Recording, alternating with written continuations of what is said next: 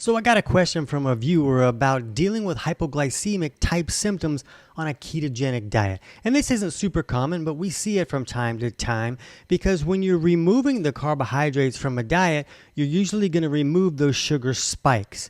And it's the sugar spikes that really create the big sugar crashes. So when you remove sugar spikes, you don't see sugar crashes as often, which is why the ketogenic diet has been so successful for seizure patients for decades now, because they're removing those sugar spikes and the sugar crashes go away. And the sugar crashes is where a lot of trouble like seizures and other things can show up, especially when the sugars are low and the minerals are both low. So those sugar crashes can be really problematic. But there are some scenarios where a ketogenic diet or a carnivore diet can create some sugar crashes. So let's jump into those in this video. TC Hale is not a doctor and does not claim to be a doctor or licensed in any type of medical field. Don't be an idiot and use anything heard on the show as medical advice. This information should be used for educational purposes only, and you should contact your doctor for any medical advice. Now get off me. So Smendoza 7 something or other says, I went keto 4 weeks ago and now I seem to suffer with reactive hypoglycemia. And it happens when I eat meat. Is this normal? Maybe I eat too much protein. I'm confused and my doc doesn't seem to take it serious. So I don't know Smendoza 70 doody whatever the username was. And I don't know your situation. I'm not giving you any advice. I'm not a doctor. I'm certainly not going to say anything against what your doctor is telling you to do. I just want to give some insights into how this can happen, because most of these carnivore type keto situations should really improve most sugar crashes. But there are some situations that can come up where a person can really feel uncomfortable and have some significant hypoglycemic type symptoms. And first of all, this can happen a lot when someone is first starting keto, when they're first transitioning to their body using ketones for fuel. They've been using carbohydrates for so long, all of a sudden they take away the carbohydrates and they really take away their main fuel source. And if someone's having digestive malfunctions where they can't really break down proteins or emulsify fats correctly, the carbohydrates are really their only fuel source because the body's not processing these other types of foods correctly. So if anybody has digestive symptoms at all, burping, bloating, constipation, diarrhea, acid reflux, nausea, indigestion, or even skin or acne issues, all of those are signs that you're not really breaking down your food correctly, and you want to take steps to improve those digestive malfunctions, because if you're removing all the carbohydrates, your body needs to be able to turn these other fuel sources into the fuel. It needs to be able to break down protein correctly. It needs to be able to emulsify and process dietary fats correctly. So that's very important. Or when you remove these carbs, all of a sudden you remove the fuel and the person's absolutely going to have hypoglycemic type responses. But for some folks, that will just happen for a few weeks while they're transitioning into keto. And once their body is making enough ketones, now it has another fuel source, and that can reduce these crash type symptoms. But if you are having any of those digestive issues, my book, Kick Your Fat in the Nuts, chapters 3 and 4 kind of walk you through figuring out which aspects of digestion are not working correctly and steps you can take to improve those. And the book is available on Amazon, but I'll put a link in the description below so you can get the whole thing totally for free. But keep in mind, this is only the problem for some folks. And Smendoza asks, am I eating too much meat? And this really can be part of the problem for some folks. So here's kind of how this works. And it's a little more common on carnivore because carnivore is removing all carbohydrates. It's just focusing on meat and fats.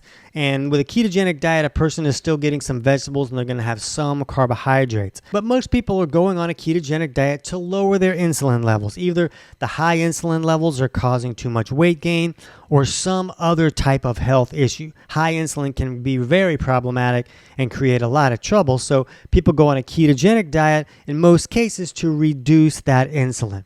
So what we do is we remove all these carbohydrates, but what a lot of people don't know is that the body uses insulin to properly process high levels of amino acids.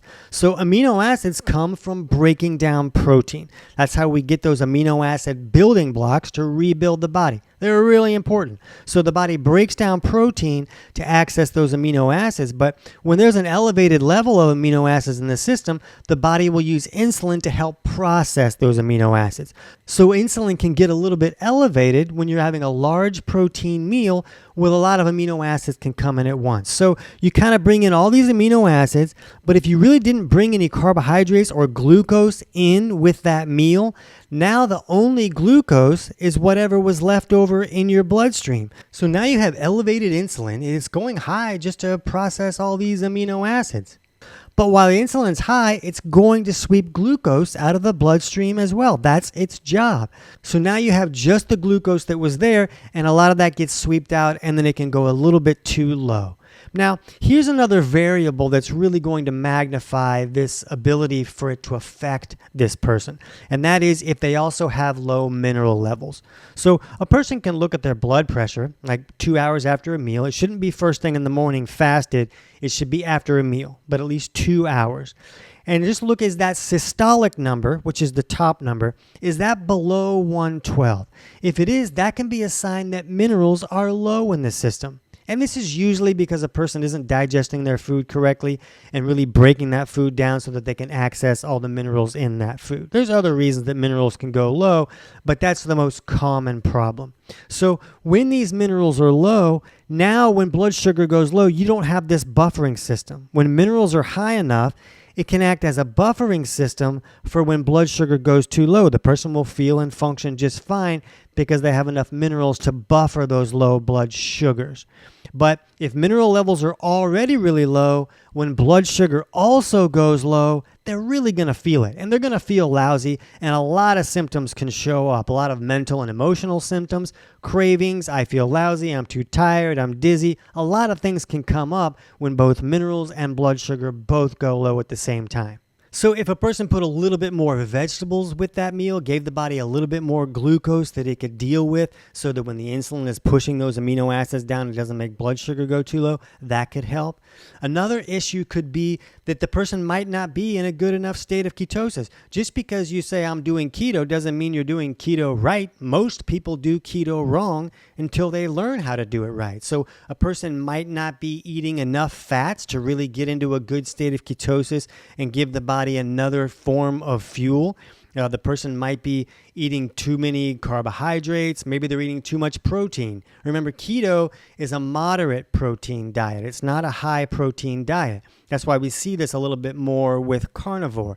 But even with carnivore, if a person's getting enough good fats, they can get into a state of ketosis where this is not going to be problematic. So just remember, that doesn't mean that keto and carnivore are bad. I'm a big fan of both. I use this with a lot of clients. I cycle in and out of this with myself as well. That doesn't mean that keto and carnivore are right for everybody. I absolutely know that they are not. Some people have malfunctions where keto is going to create more problems for them. If you want to learn more about that, we'll put a link in the description below for our video on who should not use a ketogenic diet. But I'm a fan of these diets, so these issues that some of these people are dealing with might just mean that they don't qualify to use this diet yet. They may need to fix some things so that they don't have these types of problems. But if a person can fix their digestion and bring more minerals into the system if the minerals are low, that can really help a whole lot. So I'll give you one other thing that you can test out, and this will work for some people. Basically, Inositol, you can get this in a powder form, and it's just a supplement, and it's like a sugar-like compound. It's still a carbohydrate, but it acts more like a sugar alcohol.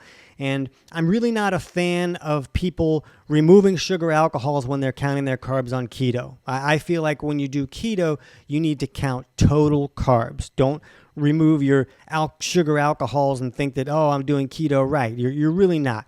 Total carbs is important with keto. But Inositol seems to be this sugar-like compound that can supply the body with a little bit of fuel, but it doesn't elevate insulin like a lot of other sugar alcohols will for some people. Not everybody, but a lot more people with using a lot of these other sugar alcohols will see insulin go high even when people tell them it's not going to. But Inositol seems to be a little bit more friendly in that area. And if a person's feeling like maybe a sugar crash is coming on, they can just take a little bit of this powder and just eat it. Maybe wash it down with some water, but it tastes kind of nice. Maybe just even like a quarter teaspoon, a very small amount, can get a person through and just help them feel a little bit better until they fix the problems that are creating these types of symptoms. So that's something that you could test out for yourself and see, does this knock me out of ketosis?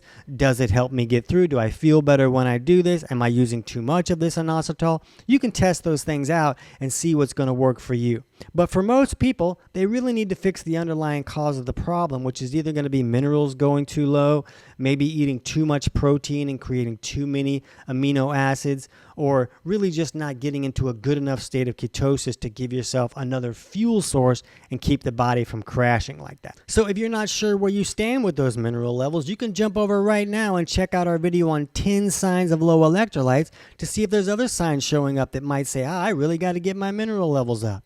I can't wait to hear about your results.